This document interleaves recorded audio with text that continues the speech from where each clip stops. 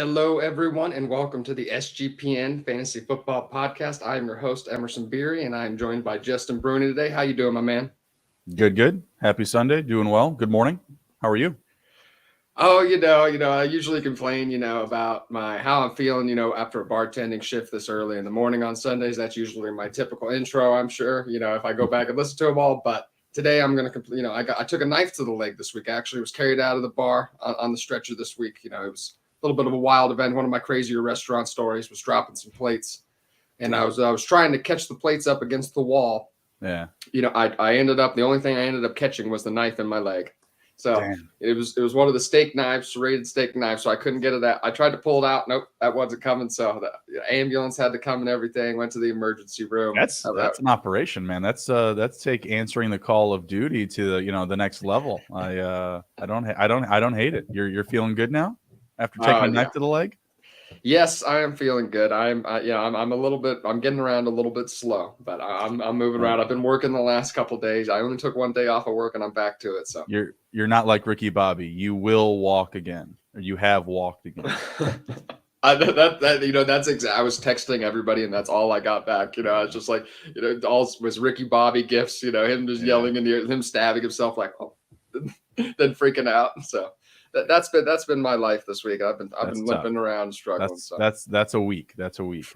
I've had a rough week with car dealerships. I won't dive too far into that, but it sounds like we're in a good place to end our week. We're in a good spot. We're talking football. We're talking fantasy. It's always a good thing. Absolutely. Here we go. And before we get started on some rookie landing spots, I just want to give a quick shout out to our friends over at WynnBET. The sports gambling podcast on the Sports Gambling Podcast Network is presented by WynnBET. WynnBET is now live in Arizona, Colorado, Indiana, Louisiana, Massachusetts, Michigan, New Jersey, New York, Tennessee, and Virginia. From boosted same-game parlays to live in-game odds, WynnBET has what you need to win. Bet $100 and get $100 at wynnbet.com or download the WynnBET app and start winning today. State restrictions apply. We're also brought to you by Sports Gambling Podcast Final Four Watch Party. The entire Saturday sweat out your bets and win prizes with Ryan, Sean, and Colby over on YouTube.com/Sports Gambling Podcast. All right, so, the rookie draft is just right around the corner for most people. I start all of mine on the Monday after the draft, at least all the 12 leagues that I commission. And, some of them are floated around there. All of them are after the NFL draft. So I do not envy the people who, do you have any rookie drafts before the NFL draft actually starts? No, I have zero. That's taking things to be a little bit more aggressive. And there's so many things that are going to change, We all love Breece Hall, but Kenneth Walker still finished with the best running back stats last year for rookies. It's tough. Unless you're like unless you guys are real play, everyone's advanced. I just don't see the necessary, necessity of taking advantage of somebody. I like to consider myself plugged in, but there are a lot of people that aren't paying attention, particularly as much as time of your landing spot's going to crash so many of these things. I just rather not take the risk. Have everybody with a full slate of information. I start at like the Monday after the NFL draft, though, so there's not a lot of time to process that information. So, if you know you're in leagues with people that are sharps like yourself that are plugged in, I think that's totally appropriate. But I think it should be fun, and this is more fun. It's more fun to do it after the landing spots for sure. Yeah, I mean, there was times Hakeem Butler got. I've seen him. I saw him go number 1 in the February rookie draft, and then he ends up being a 6th, 7th round pick. So that's how it goes. It's terrible. It's awful.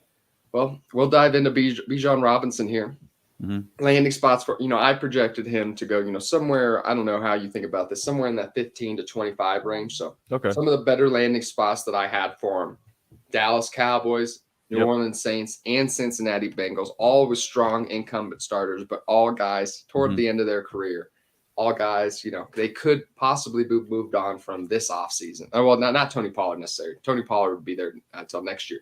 But Alvin Kamara, Joe Mixon on the way out a little bit. I would love, although maybe, either of these guys might be playing a little bit beside him the first year, I think going into 2024, these would all be just fantastic landing spots, run-heavy offenses behind good offensive lines. Yeah, so you said the Bengals, the Saints, and the Cowboys, right? Yeah, Saints and Cowboys, the run-heavy ones at least. Yeah, I definitely like the Cowboys, obviously, with Ezekiel Elliott moving on, and the only move they've made so far is Ronald Jones. So, yeah, I think that would be a very appropriate move. I would like that. I did have another running back landing in Dallas a little bit later, but I think Bijan would be a good spot for him, or Dallas would be a good spot. They're going to be a a very pass-heavy offense. My assumption would be he would catch a lot of passes in that offense alongside Tony Pollard, who would still be coming back from injury. The Bengals are also interesting. It sounds like as every day passes, it's more and more clear that Joe Mixon will most likely not be a Bengal this upcoming season, which was a bit of a surprise, it feels like. But I feel like as the days go on, it will feel more like normalized behavior or anticipation. So that's a decent one. I've also seen them shopping around for a released Zeke Elliott potentially. So Bijan, I think, would be a much better upgrade, we'll say, for that offense. Thinking about Jamar Chase, T. Higgins, Bijan, Joe Burrow, that would be absolutely insane. I had a little bit of an earlier ADP, so I went like Falcons, Bears, Eagles in the top 10. Okay. So I got things kicking off the draft with a little bit more fireworks. But I did circle some names after that in the later rounds, like the Cowboys. I did have them at 26, potentially taking him if he doesn't if he doesn't go earlier. And also the Buccaneers. The Buccaneers have been rumored to him at 19. That kind of fit in that mold of yours as well, that 15 to 19 range. Falcons, Bears, and Eagles, I feel like they have a need at the top of the draft. But again, it feels very rich. Like, are these NFL GMs grading Bijan Robinson like an Adrian Peterson, who was drafted, I think, number 7 or number 8? I can't quite off the top of my head. I don't remember. But if they're gauging him at that level, then I certainly think that the Falcons, Bears, and Eagles are on the table. You have the Bears and the Eagles, two of the best rushing teams from last season. And then I feel like the Falcons just have an incredible need. I like Tyler Algier, but Bijan Robinson would be a huge, huge upgrade. Yeah, that would be a lot in the Bears backfield. I've told you why I don't. I'll give you the same reason. I would, if I was the Bears, I wouldn't draft Bijan Robinson for the same reason I was telling you I wouldn't sign Saquon Barkley if I was the Bears. It's because you have such a talented runner back there in Justin Fields already. Mm-hmm. You are really dedicating so much of your offense to rushing the football. And in today's NFL, where it's a little bit more of a passing league, I'm not saying you can't be a run heavy team in today's NFL, but having Bijan Robinson, having Justin Fields back there, it's definitely going to be I feel like the pass attempts are going to be a little bit few and far between, probably sub 25 to 30 attempts a game for sure. So I just wonder if that works in today's NFL necessarily. Obviously we saw the Tennessee Titans kind of operate that to a certain extent a couple of years ago, that really rush heavy offense. But Ryan Tannehill's a little bit more of an advanced passer at this stage than Justin Fields is. But we'll see. Finally got DJ Moore for him, but I won't dive into that tangent. But I actually had Tampa Bay as a bad landing spot. Okay. And I'll tell you why in a second. But I would be interesting to see where he goes in the draft. Top 10 is certainly a possibility. We'll see. I guess I was like thinking what NFL teams should do, considering it's the running back position. But it's Bijan Robinson, so we could certainly see him go top 10 for sure. Some of these poor landing spots I had included Tampa Bay Buccaneers, the Baltimore Ravens, and the Washington Commanders. And I just didn't love the Tampa Bay Buccaneers just because I feel like the offense is kind of on its way downhill a little bit. If they end up selecting a running back in the first round, I just don't know where they slot in that NFC South, even in a poor NFC South. So it'd be Kyle Trask Baker Mayfield trying to force the ball out on the outside to Mike Evans and Chris Godwin.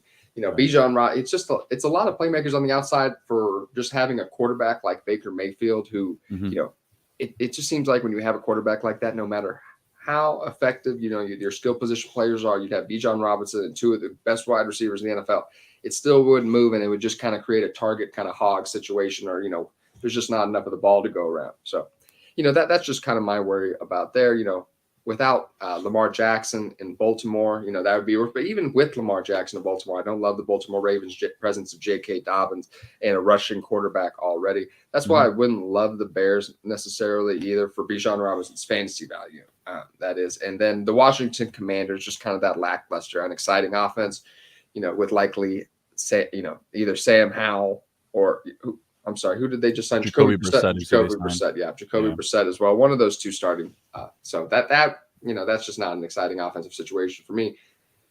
Brian Robinson is there as well. Probably that's just crowded. They have Brian Robinson. They have Antonio Gibson. I mean, a bad landing spot for him is anywhere where there's already an established run game. Yeah, and I wouldn't want to see him go to Green Bay. I don't think that's a good idea. It's certainly on brand for the Packers, but it's not going to make great fantasy football. I'll tell you that. No. Yeah, I don't want to see him go anywhere where there's established running backs. Is he your Dynasty RB1 already? Dynasty, yeah. I mean, it's tough with CMC already getting up there in age. I mean, he's already tracked on a lot of miles. If you're playing the long game, yeah, that's the way to go. Okay, so is there any landing spot that would push you off of that? That would like any place he goes where he's not the Dynasty RB1? Again, it's just anywhere where there's a crowded backfield. If he goes, if he goes to the Browns, if they're like, all right, no Kareem Hunt, no Dearness Johnson, we'll bring in Bijan behind Nick Chubb, and let them just be a dual attack, and they've done that before. That would not be ideal, right? Like that would not be fun. If I saw him go to the Patriots, ouch, Jesus Christ, that'd be awful. Ramondre Stevenson, Bijan, they just added Dame Harris, like it would be super annoying. So just anywhere where there's a crowded situation, yeah, it's not going to be fun for fantasy. I don't know if those, honestly, I still don't know if those options would make me move off of him at 101. It's just very exciting. You're obviously getting all the fresh legs and miles to come. And again, these CMC and Eckler, who are typically going at the top, they've got a lot more miles on them, a lot more touches. Jonathan Taylor's still there, but coming off an injury, that's tougher to trust. So right now, it's a kind of a precarious situation at the top of the running back board for Dynasty. For me, nothing would push me off of Bijan as my Dynasty RB1, but there is some small fluctuation. Like I said, next up here, I have Anthony Richardson. I had his draft range from, anywhere from like 3 to 15, really. Mm-hmm. So my best landing spots involved him not playing right away necessarily. So Seattle Seahawks, Detroit Lions, and Atlanta Falcons. Seattle and Detroit coming off of successful seasons. But, are they going to draft this high again? You know what I mean? So they have early draft picks, but very good teams. They're going to be pushing for the playoffs this year. So if they're looking at years down the line of being drafting in the top 10 again, would they go with a quarterback, considering that Jared Goff and Geno Smith aren't very high ceiling quarterbacks? We've seen them for a long time. There's probably not an all pro season coming, at least. So we know that from them, but they are probably likely happy with their quarterback situation. He could sit on the bench this season. Atlanta Falcons, not quite as an established starter, but Desmond Ridder could very well play week 1. And then you would still have Drake London and Kyle Pitts there. I think there's some exciting weapons on this team. I would love any of those landing spots. Do you have any favorites in the top 10? How do you feel about those? For Richardson, I just feel like it's going to be very hard for him to fall out of that 2 or 4 spot. The Texans and the Colts are just so hungry for the position. I mean, the way things are right now, it's March 26th. We're about a month and a couple of days away from the draft. It feels like those guys are going to move forward with one of these younger quarterbacks.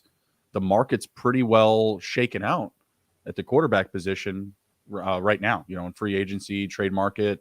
Obviously, Carson Wentz isn't going to either of these teams. So it feels like Richardson's going to either go at 2 or he's going to go at 4.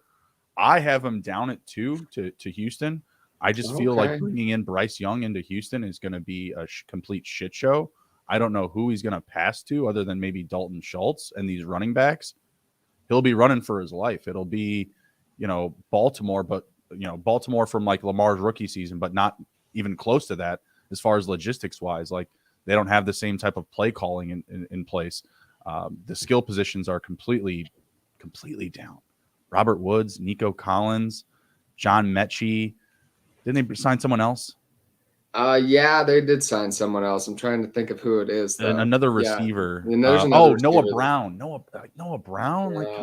Yeah. They brought in Devin Singletary. They still have Dameon Pierce. That feels like a team that will run the ball a lot. And because Richardson still has that big arm of his, I feel like he can still give you that same type of plus running upside that Bryce Young will give you, but still be a worthwhile project, I suppose. And I feel like he would start over Davis Mills.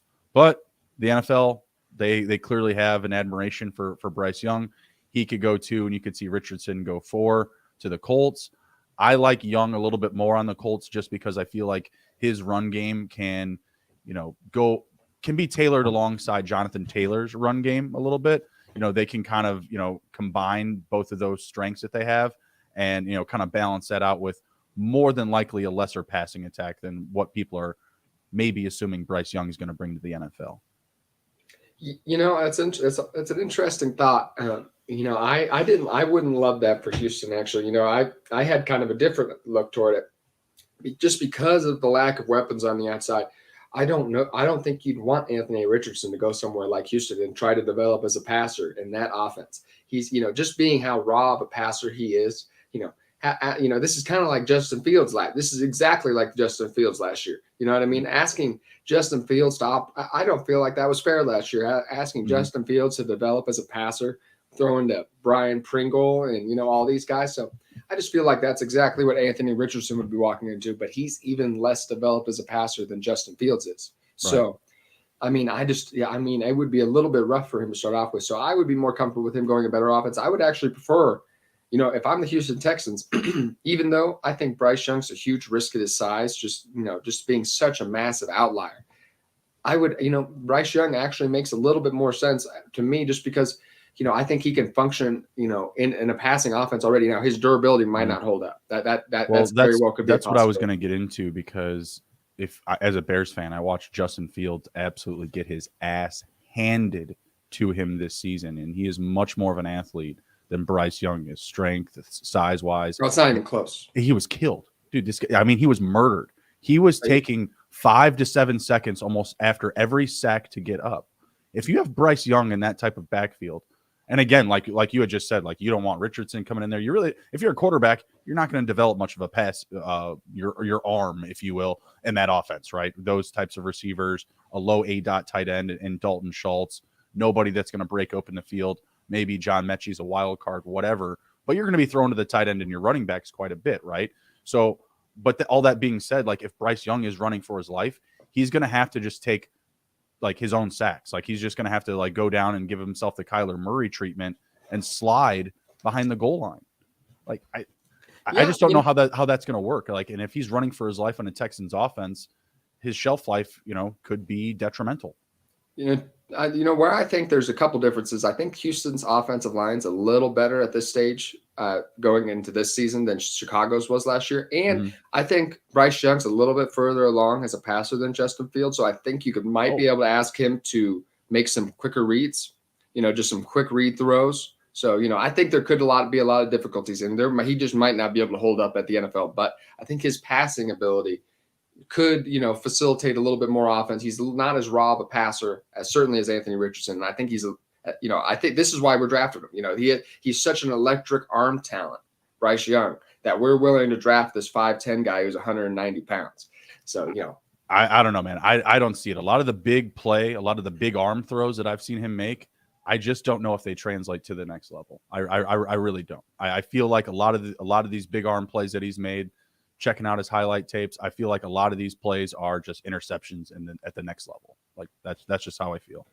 I think there's a lot of, he's CJ Stroud, certainly my number one. And I think it's a toss up after that for me. But, for Houston, I think, man, I just would hate it for, I guess we'll dive into those bad landing spots. I don't know if I had Houston for Anthony Richardson, just because I'm so assuming that they're going to take Bryce Young, but it could happen. Again, for me, my bad landing spots are places where he's not going to start, because I'm using a top pick in my rookie draft. I want somebody that's going to be able to go out there and give me starts, because if I'm drafting with that type of priority, I need a quarterback. I probably need somebody that's going to be able to like at least get me a start week in and week out. And if not, then I might as well be packing up for another top 5 pick in Dynasty again. I do think, you almost have to position, almost one pick's never just going to save you. So you almost have to position yourself in a lot of other areas. And that's what I do, at least when I even have early picks up. Usually my team's coming together. So, hopefully that's what a lot of teams are doing. They have a lot of young pieces that were developing last year, and it's not just this one piece that's going to drive them up. But, I just think asking Anthony Richardson, to come in right away, I just don't know if that's I just don't know if that's good for his long-term value. If that's good for this season, but I don't know if Anthony Richardson's going to be starting 3 or 4 seasons from now. Would you say the same thing about Bryce Young, though? Like, is he going to come in and he's going to start day one for an NFL team? I think he's a capable enough passer. Absolutely. I think it's just a question of whether or not he can hold up. I think he, if he was 6'3" or 6'4", I think Bryce Young would be the unquestioned number one. It wouldn't, he'd be whether you take a Bijan Robinson or Bryce Young at the 1-1. And that's the other thing too with this whole his pro day. Like he's like, oh, I'm going to throw today, but I'm not going to weigh in. Like the guy, there's this He's whole 190 pounds. I understand that. So just weigh in, let the numbers be what they are, man. No, I can't do that. I can't actually show you how much I weigh because then no one's going to draft me. You laugh. The NFL's it affects his draft stock. You laugh, but it's crazy. The NFL thinks this way. So that's why these guys play all these weight games. And it sounds silly, but I actually understand it because the NFL, they're going to let it affect them. If you're good, you'll just be good. Okay, so he weighs 10 pounds less. Does he go 8 picks less than what he should? The fact of the matter is the Colts and the Texans need a quarterback. I don't think his weight's going to matter. If they think he's that good, he'll just be drafted. I'm just telling you, that 204, it's subconscious. It's subconscious. They'll see that 204 on the official sheet and they'll be like, all right, two picks, two's fine. You know what I mean? It's all subconscious. But it'll be interesting. It'll be interesting nonetheless. I'm very excited to see where these quarterbacks shake out and everything. So, but I think some of the bad landing spots I have for Anthony Richardson were the Tennessee Titans, New England Patriots, and Washington Commanders. And, these are offenses where I feel like, this is where Anthony Richardson has to elevate the offense. And I don't want him to have to do that right away. I want him to be able to depend on some good outside receivers, obviously the Commanders do actually have some talent on that team, but I just don't, moving on possibly to a new head coach after this season, it's hard to picture Anthony Richardson coming in there and saving that team. So, just kind of a little bit of a mess right now. I know Eric Bieniemy is there, so that could end up turning into a solid landing spot, but it's particularly the New England Patriots, Tennessee Titans. I just think, this kind of meh offense is trying to ask him to elevate those. That's not for me. Have any other least favorite landing spots for you? Somewhere like the Cowboys, if they decided they wanted to back up Dak or something like that, just somewhere where it's just clear, like this dude is not getting on the field this season. What's another one? The Vikings, I don't know if they really love Keelan Mond. They've talked, there's been discussions about moving on from Kirk Cousins. Never feels like it's a now conversation. It always feels like they're kind of like getting that plan in line. Yeah, just somewhere where I know he's not going to play. All right. Yeah, the Minnesota Vikings, later on in the draft, I don't picture neither of those teams necessarily probably investing in a round one quarterback, but if they did, I actually would love those. I told you, I love these spots where he would get to develop behind a passer for a little bit. Well, I honestly think that's the best opportunity for any of these young quarterbacks other than Stroud. I mean, he's the only guy that I think that we just have full trust in coming in day one, that he's just going to be like, okay, yeah. He could be later RB QB2 or potentially be a riser in that space. We'll see. Like I said, I think Bryce Young's there, but like I said, I think he might just end up folding just because Doug Flutie was the closest comparison I could find for Bryce Young, and we know he wasn't a fantasy quarterback. Comps that when you're watching the pro days and stuff, they're talking Russ Wilson, they're talking Drew Brees. That's the top of the echelon for his profile and size. Russell Wilson's a lot thicker than Bryce Young, and so I don't know if he was when he came in though. I know he was smaller. He had bigger arms. I know he's always had really big arms. But his size though, just like his height. Just his height. That's the only similarity. Russell Wilson does had significant weight even coming into the NFL on Bryce Young. And Kyler Murray's the same thing. A lot thicker player. Mm-hmm. And that's why I didn't necessarily. And they're a lot more athletic. Just as far as dual threat. Getting rushing yards. Projected in the NFL. When I talk to people about Bryce Young, the feeling that I get is that he's Lamar, Doug Flutie, and Drew Brees. He's all of these guys. He's Justin Fields, he's Lamar, he's Justin Herbert. Guys, I don't see it. I'm sorry. He was a great college player. Let's not get confused about that. He can run. Dude's got some fucking feet. He's got speed to him. But we've only seen that type of quarterback play, produce in shorter windows, at least in this NFL right now. We've seen Lamar get hurt. We've seen Kyler get hurt. Heck, we've even seen Russell Wilson get hurt as of recently. You know what I mean? It's a violent game. He's not anywhere near those guys as Russia. He's not going to translate that to the NFL. He's not going to be running the ball. He's a chain mover in the NFL. I think that's the perception, though. I really do. And most people that I talk to, they think that he's going to be that run first type of prototype. Yeah, I know. Well, I don't think that's I don't think that's the case. Being his size anyway, I don't think he's going to be rushing. He might be a chain mover downfield, when there's an open lane, but I think he's going to be sitting back there in the pocket, maybe extending it a little bit. I don't see him, necessarily translating significant rushing volume into the NFL. So that's just my opinion. I know, in college he looks a little bit different for his life, but he's just not that kind of athlete either. You know what I mean? He's an impressive passer. That's what Bryce Young is, and that's why we're drafting him that early. So we'll see what happens for him. I guess I really haven't even almost broached too many more, but if Houston ends up going to Anthony Richardson, that opens up endless possibilities. But we'll jump into the next one here. Jahmyr Gibbs, Alabama. Actually, you know what? We'll go with Jahmyr Gibbs. I was going to do Will Levis because we were going quarterbacks. Well, we'll dive into Jahmyr Gibbs here. Expected draft range 25 to 45.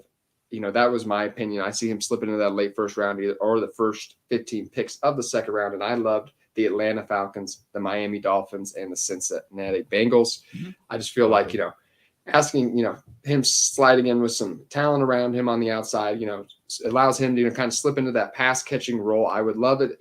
Miami, Cincinnati, high powered offenses. I couldn't imagine trying to defend him with those wide receivers on the outside. Atlanta Falcons, Arthur Smith is going to want to run the ball heavily. There's room for Tyler Algier to kind of take that kind of brunt of that heavy workload up the middle. And then Jahmyr Gibbs to have pretty much a full workload, working in that Atlanta offense too. So how do you feel about those? Do you have any picks in that range, or do you see him sliding out of that? All of those landing spots. The only other one I'll throw on there was Dallas. I think they're picking at 25 or 26, so they definitely fit in that range. I thought he was too similar. I thought he was too similar to Pollard was the only reason I didn't slide him in there. I just think they just need another guy there. So I think if they miss on Bijan, I do think that they could take the best rookie running back off the board in their opinion. And I still think that that's glaringly Jahmyr Gibbs. And again, it's all going to just depend on, if Bijan's off the board. Obviously, if he's still there, I think we would both assume that they would take him. But Dallas and Miami were my top two spots. So those are the ones that I had written down. I also like the Bengals. I think, like you had said, just two high-powered offenses. He's going to fit right in where he can catch passes, be a weapon in the backfield. And I still think he would get some decent red zone usage even in those teams, just because they have, at least Miami, like they're never going to give you that rhyme or reason who's going to be touching the ball with consistency, bringing back Mostert, bringing back Wilson. I think we all expect them to draft at least one running back. Maybe it's Gibbs. But I think that he would still have like red zone usage even in those offenses, just because they're going to try to confuse some defenses. I think he has a good profile where he can mix into both the running and the passing game. So don't be surprised if he gets a good amount of rookie red zone usage this year. Yeah, I love all those things you said, and I don't necessarily his size. I don't think it's going to prevent him from running the ball up the middle or anything like that. I just don't know how many. I just think he's not going to get that 20+ carries a game. That's the only spot I think about Jahmyr Gibbs. But before I dive into some bad landing spots, I'm going to give one more shout out to our friends over at WynnBET. WynnBET is the official online sportsbook of the Sports Gambling Podcast Network. WynnBET is now active in Massachusetts and tons of other states. Be on the lookout for the WynnBET Win Hour each Thursday from 5 to 6 p.m. Eastern Time. During WynnBET Win Hour, marquee games of the week will have better odds on WynnBET, giving you a larger payout. And March Madness is here as well. So many ways to bet on the big dance. Sign up today to receive a special offer. Bet $100, get $100, limited to state availability. And of course, for our DGens only, if you hit the biggest long shot parlay of the week, you get a $1,000 free credit. There's so much to choose from. All you have to do is head over to wynnbet.com or download the WynnBET app. Offer subject to change. Terms and conditions at wynnbet.com. Must be 21 or older and present in the state where playthrough WynnBET is available. If you or someone has a gambling problem, call 1-800-522-4700. Looking to hang out with Sean and Ryan at Stadium Swim and watch the biggest golf tournaments in the world? You can win a 3-night stay at Circa Las Vegas to hang out with the guys. The contest is completely free to enter. Just go to sportsgamblingpodcast.com/golf party. And if you don't win the contest, you can still get a discount on a room using promo code SGP15. The Final Four watch party is going virtual. Hang out with the guys on their YouTube channel for the entire Saturday of Final Four action, live bets, prize giveaways, and much more. Subscribe to youtube.com/sportsgambling podcast and tune in on Saturday. All right. So some of the poor landing spots I had for Jahmyr Gibbs here. Pull them up my screen. So that I had the Los Angeles Rams in the early second. Mm-hmm. I had the Commanders in the second round and the Houston Texans in the early second round as well. Ooh, yeah.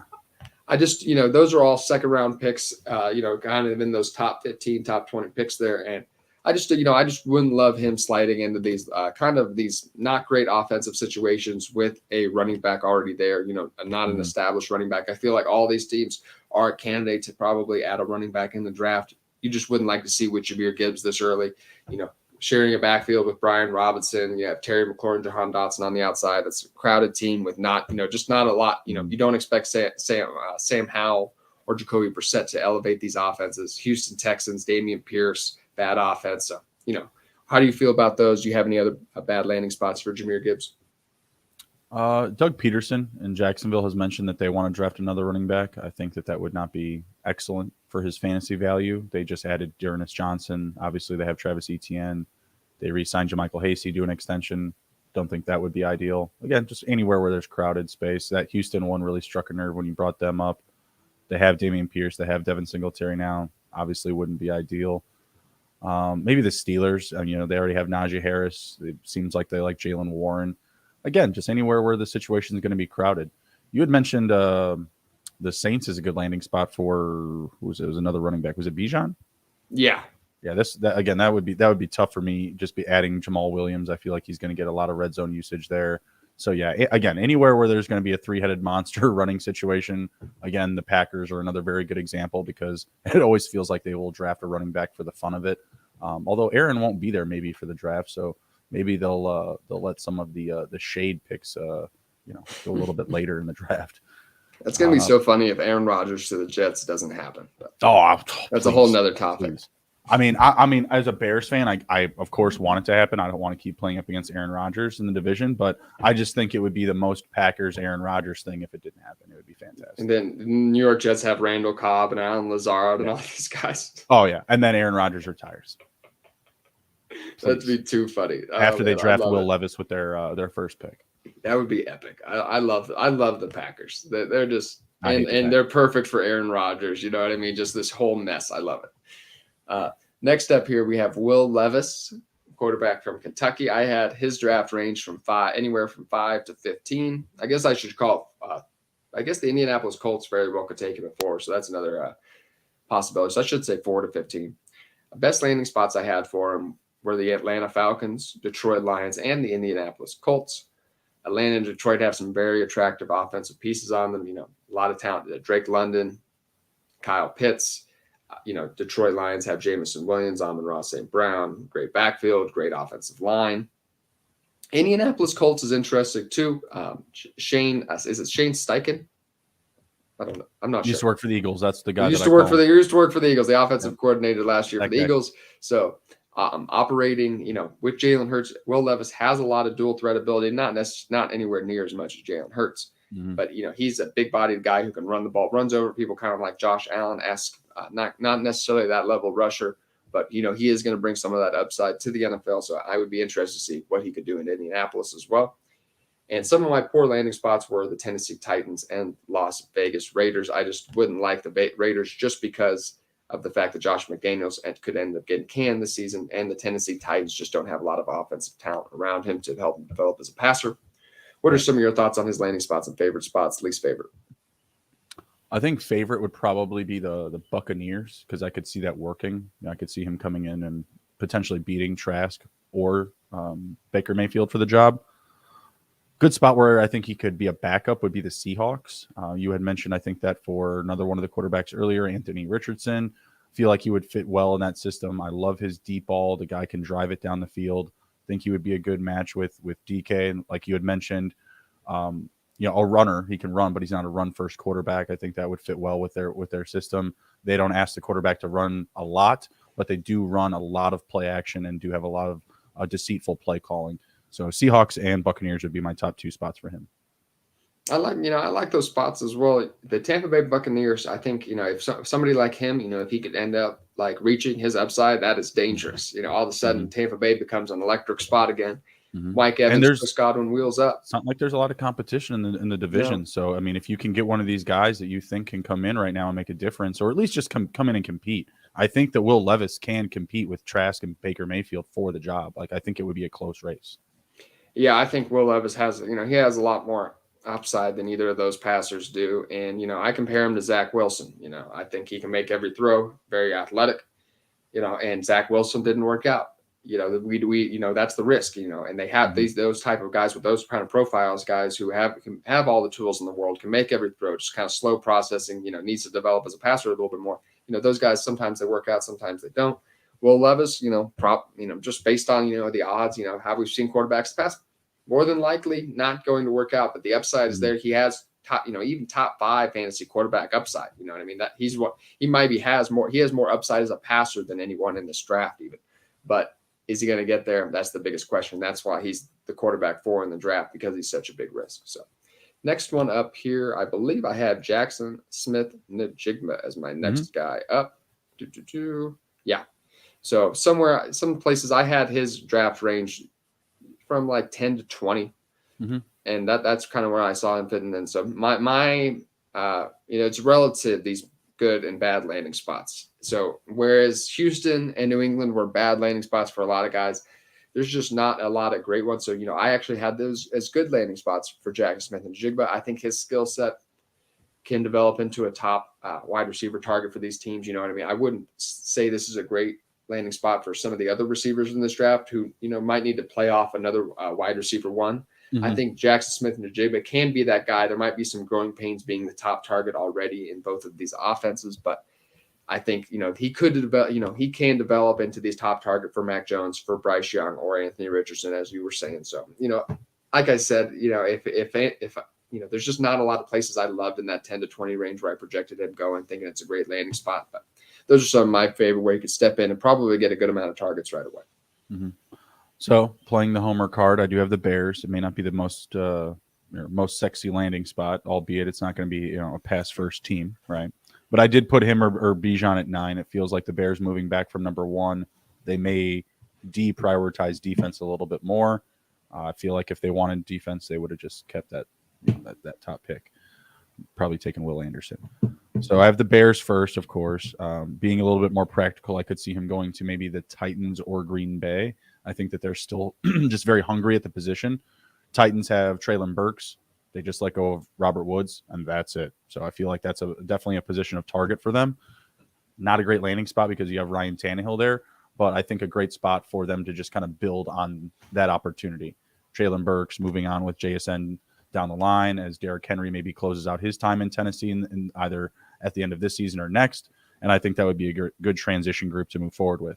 And then Green Bay, I just think that they're going to need somebody other than Christian Watson. I'm not a big advocate of Romeo Dubes. They obviously already have an established running game.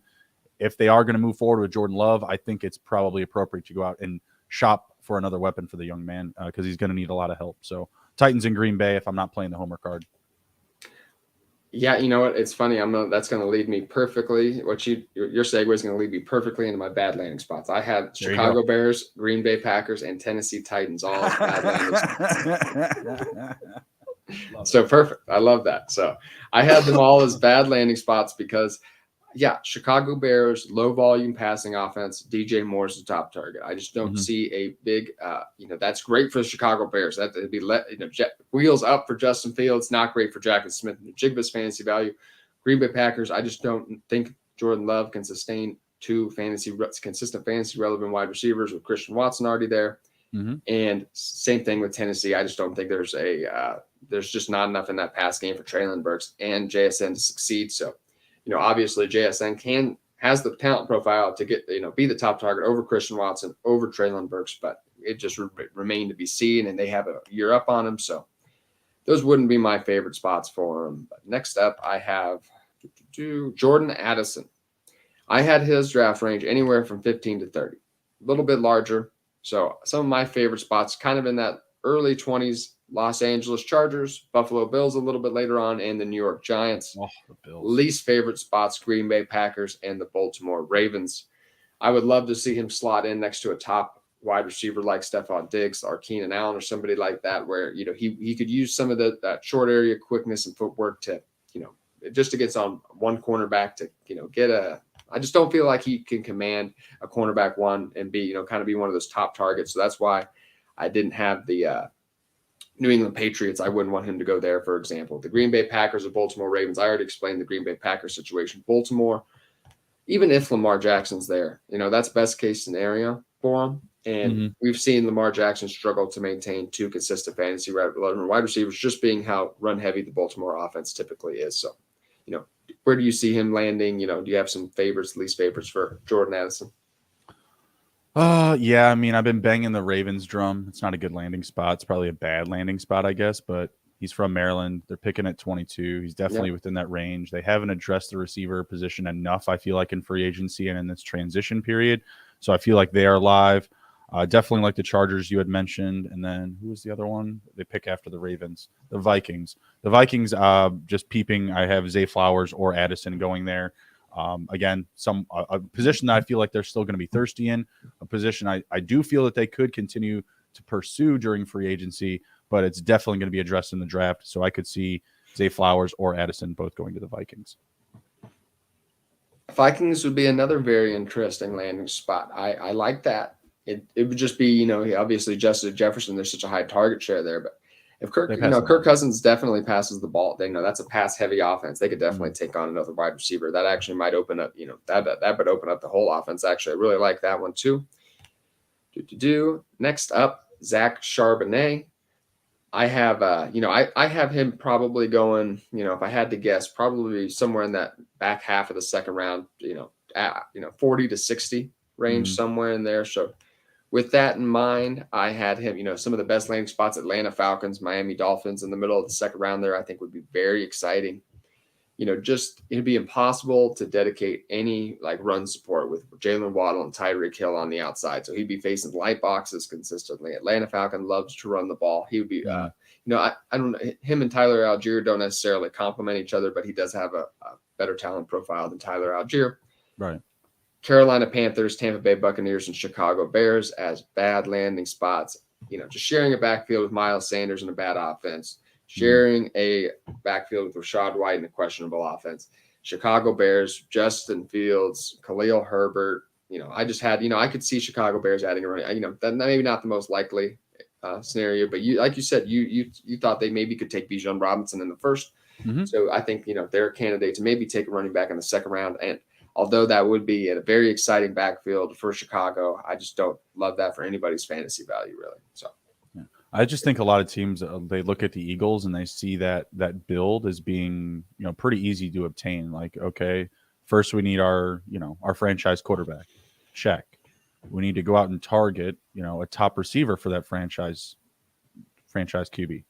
Check. AJ Brown, DJ Moore, et cetera, right? I'm not going to call Darnell Mooney Devonta Smith, but you need somebody that can break open the field, right? You need somebody else behind your top playmaker. I feel like Darnell Mooney fits that 1B instead of being a 1A type of receiver, right? And then you just look at what they did with their running back room. You never knew who they were going to hit you with. Is it Boston Scott? Is it Gainwell? Is it Justin Fields?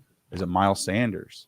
I feel like a lot of teams are starting to see this and see how few dollars the Eagles spent on the running back position. And they're like, you know what? We can replicate this. And if you go out and you get a rookie in this draft, think about the discount you're getting these running backs at. Khalil Herbert's still on a rookie contract. Donta Foreman on a very friendly free agency contract. And then a stud rookie coming in. Like, it would definitely be a good situation for them, being, the leading, rusher champion from last season. Yeah, I love, looking at it.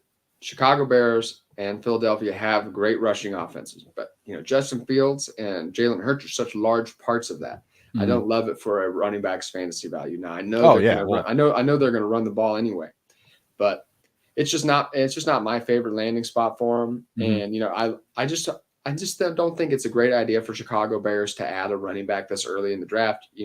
Obviously Philadelphia, they didn't spend significant draft capital on anybody besides Miles Sanders, and they hadn't done that recently. So, so that was a few years back. So I think, Chicago would be smart to grab one of these running backs in the third to fifth round, continue to add on, there's a lot of talent. I would love, he's not on the list, but I would love if we drafted JSN and then backed it up with your boy Roshan Johnson later on. That would be fantastic. That would be exciting. That would be wheels up for the whole Chicago offense. I would love that. I wouldn't love that for once again. That would kill my Roshan Johnson value. I don't know if I would like that actually, but yeah, as far as for your team, I would love that. Let me look here. Next up, I guess I should dive into some of the poor landing spots I had for Zach Charbonnet really quick. And that was the Carolina. Oh, no, I already did that. So, no, I'm sorry. Quentin Johnson. See, I'm on, painkillers and all this stuff from my leg. You know what I mean? Don't stab yourself. Yes, kids.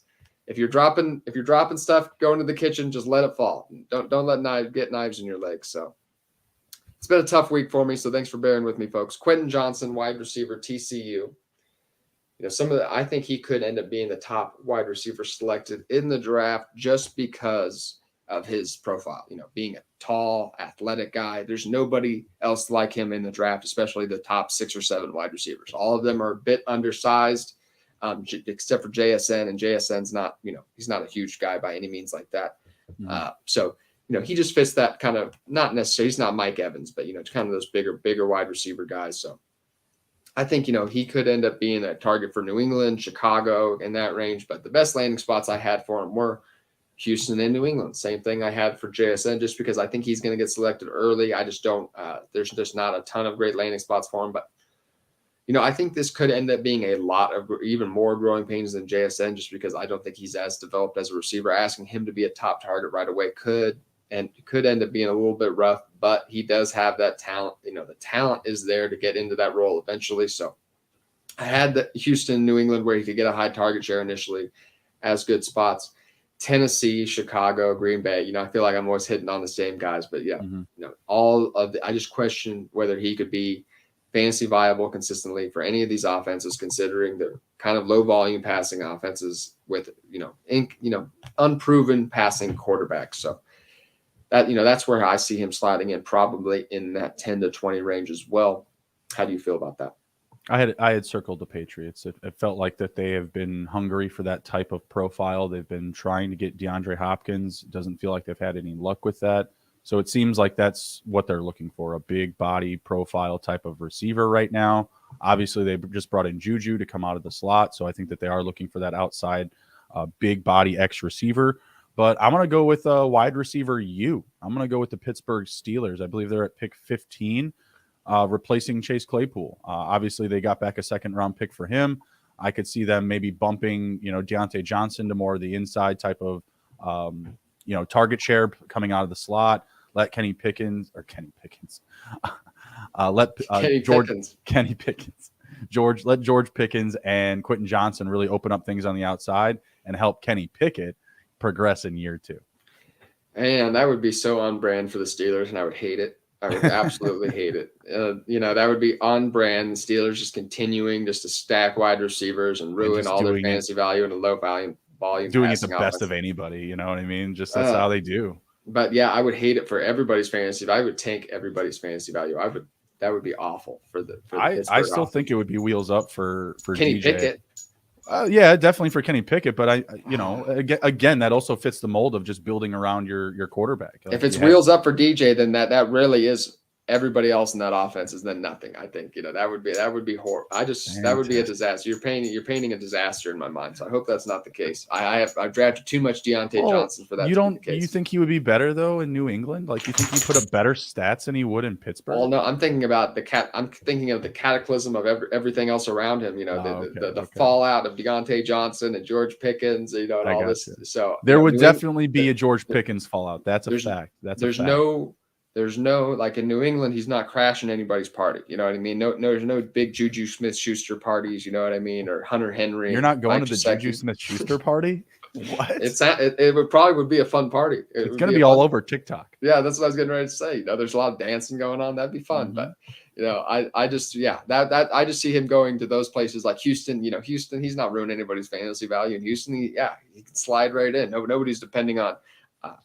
GMs are here to ruin our fantasy fund. That's true. So they don't listen to us. So I won't factor that in. But we'll see what happens. Zay Flowers next up here. Mm-hmm. You know what? I actually, before we talk about Zay Flowers, I just want to tell the folks about these best ball drafts that we end up doing, and we're talking about on Underdog Fantasy. The Underdog Fantasy is heating up at the moment for March Madness too. College Pick'em is a great way to get in on the action, especially if your bracket is busted after day one. Underdog Fantasy has your favorite college basketball player props. Head over to UnderdogFantasy.com and use promo code SGPN for a 100% deposit bonus up to $100. That's UnderdogFantasy.com, promo code SGPN. Okay, folks, and that's our little mini break. For those maybe listening on the Apple Podcast or Spotify, you maybe just got a little fun little local ad. So with that, we will dive right back into these rookie landing spots. Zay Flowers, wide receiver, Boston College. I loved what you said earlier, kind of spitting in that kind of Yeah. Minnesota Vikings. I think would be a great spot for him. Los Angeles Chargers, New York Giants, all spots he wouldn't have to necessarily be the wide receiver or top target right away. Darren Waller and New York, but could, he's just an exciting player, dynamic athlete. So I really like Zay Flowers. I just don't know, just like so many of these guys in this class, at that size profile, seem a little bit more of a gadget, better for NFL value than he is for actual fantasy football value. And that's my concern for a lot of these wide receivers. But those would be some of my favorite landing spots, least favorite landing spots: Baltimore Ravens, Los Angeles Rams, Indianapolis Colts. What do you think?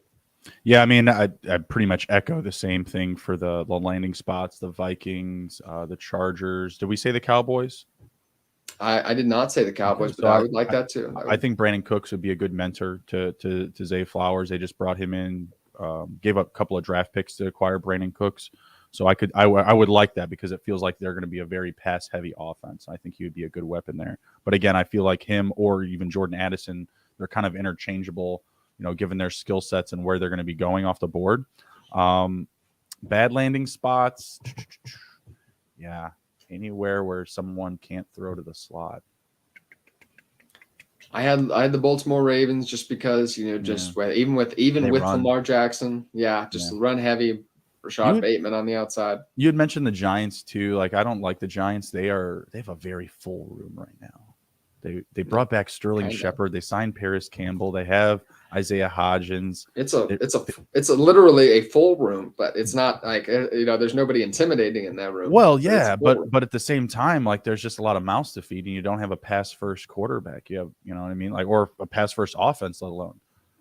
Who else did they sign? They signed Jamison Crowder. Like, dude, they won't stop. They won't stop. Nobody, like, none of these guys are just like, they all play the same position. They're not I know. What are they doing? What are they doing? Stop it. Stop it. Leave some receivers for the rest of us. I mean, they had nothing last year, so they need to go more the quality over quantity is what they need to do. Apparently so. The next rookie I had up here was Devon Achane. So I love this guy. Despite his size, I think he could. He's only about 5'9", 180 something pounds. But he just runs different. You expect to want to criticize his running up the middle, his short line work, but he's an aggressive. He powers over people. Actually, I really like him. I don't think he's going to get it 20 touches. Same in Jahmyr Gibbs. I don't think he's going to excel in a 20 touch per game role or anything like that. But I do think 10 to 15 touches a game. He does have some PPR upside. Best landing spots: Miami Dolphins, Tennessee Titans, and Arizona Cardinals. I actually thought he could succeed in Tennessee, just complimenting off Derrick Henry in a very run-heavy offense. I think he could definitely do that, actually. He could come out of the backfield catching passes. Same thing in Miami. Wouldn't be asked to carry a heavy workload with all those running backs. Could just excel at what he does best. Arizona Cardinals, too, once that offense gets humming with Kyler Murray coming back, recovering. So loved all those spots. Worst landing spots: Washington Commanders, Chicago Bears, Los Angeles Rams. Just spots where I see, a crowded backfield with not a lot of offensive success to, for multiple running backs to be fantasy viable. So that's just my thought process behind that. Chicago Bears might be the exception there. The offense could be humming, but there's just that, you have Justin Fields, Khalil Herbert, Deontay Foreman. That's just, that's an exciting backfield. Once again, not great for fantasy though. I agree. So I had the Cardinals down. They were my top pick. I think that he would be a very good 1B to James Conner. I think that they would use him in a lot of gadgetry type of roles, like you had mentioned, come up with some creative ways to get the ball in his hands. If you're going to be nursing in, a bridge quarterback with Kyler Murray gone, I think that type of profile and that type of asset will be important to protect the passing game and to come up with creative, ways to get chunk plays. Bad landing spot, I'll be lazy again and go back with the Jags. Anywhere again, it's just really simple. If it's crowded, you're obviously going to say stock is down. It's not as good of a fruitful opportunity. Yeah, and the Jags are another team, it doesn't make sense, but it kind of does for when we think about He what NFL feels teams does, but kind of like a Doug Peterson type of guy, yeah, and like exactly, and these teams aren't drafting for fantasy purposes, you know what I mean? So yeah, I could see them adding someone like Devon A. Chain in this third round or something like that, and it's just like, what? No. So I think, and then Travis Etienne, that would obviously not, I think that would limit obviously his passing game role. So you know what I mean? That absolutely. would, he only and he wasn't used a ton in the passing no, game that's what I last mean. year, He's never gotten it. So super peculiar. It would be the nail in the coffin. So it's interesting, So all these landing spots, I'm sure they will vastly affect our fantasy football rookie rankings, which we will be discussing plenty over this month. Justin, you working on anything this week? When's the podcast with Andrew? We got one Tuesday evening with Mr. Michael Florio of the NFL Network. Ooh, and that's a big guest. That's fun. That is. Yeah. Oh, it's going to be a ton of fun. It's a Heroes Week on the Heroes and Villains podcast. And on Thursday, we have Pete Overset of the Establish the Run brand coming on to do a draft with us. So we're going to do a best ball draft on Thursday. I like the Establish the Run as well with Adam Leviton and everything. That that's a great group of guys too. So yeah, that'll be great. Yeah, man, you got a star-studded lineup coming in this week. That's a lot of fun. Be checking out SGPN for all of that stuff. Yes, sir. I'll be back here next Sunday talking fantasy football. I release articles all over on my TWSN, SGPN, Player Profiler. I do a podcast for the Fantasy Football Face-Off Network as well, so you can keep a lookout for all of that. Thank you for joining me, everybody. Thank you, Justin, for having me. Or I'm other way around. Steve, I see this is what's happening this week. I'm done. I need to go nurse this knife wound in my leg. I'm losing it. I didn't get sleep last night, so this is probably a great time for me to go ahead and sign off. Thank you, everybody, and have a great rest of your weekend. See you guys.